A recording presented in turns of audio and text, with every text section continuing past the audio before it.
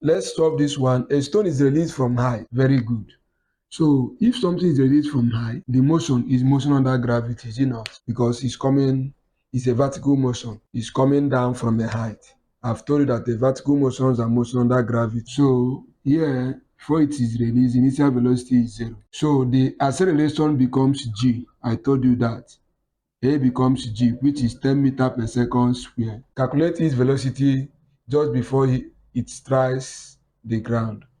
Remember that you have v equal to u plus at. Here you are asked to calculate the velocity. Here distance is not given. Distance is height. Height is not given, but v square is equal to u square plus 2as. So we can use this formula to solve. In this formula, we have to change it to formula under gravity, which is v square equal to u square.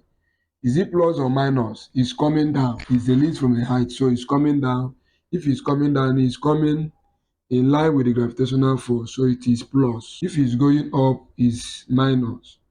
2, a becomes g, s becomes h. So we are looking for the velocity v square equal to 0 square equal plus 2 times g, 10. What is the height? The height is 80 meters. So v square is equal to 0 square is gone. 10 times 80 is 800. 800 times 2 is 1600. Square root the both side. So what is v now? Square root of 1600 is 40 meter per seconds. A stone of mass 0.7 kg is projected vertically upward. This one is going upward. So when something is moving upward, it's moving against gravitational forces, it will be minus. With a speed of 5 meter per second square, calculate the maximum height reached. Just like what we did before. V square is equal to u square minus 2gh. Is it not? So the maximum height, at maximum height, final velocity is equal to 0. Is it not? Yes, because at maximum height, the body comes to rest. So 0 square is equal to, what is the initial velocity? Initial velocity is 5 square minus 2 times 10 times height, which we are looking for. Do you understand? So what do you have now? 25 minus 20h. Minus 20h come over here. What do you have now? 20h is equal to 25. Divide by 20. Divide by 20. So what is the height? 25 divided by 20. 1.25.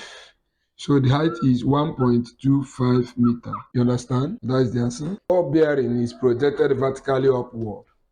Is moving upward, so it's moving against the gravitational force. It should be minus. From the ground with a velocity, is moving with a velocity of 15 meter per second. Calculate the time taken by the ball to return to the ground. Here, the height is not given. So if we use the first formula, u plus at, what is going to be? V is equal to u.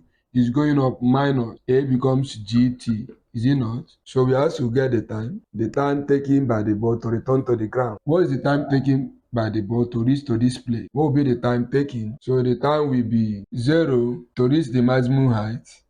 At maximum height, final velocity is 0.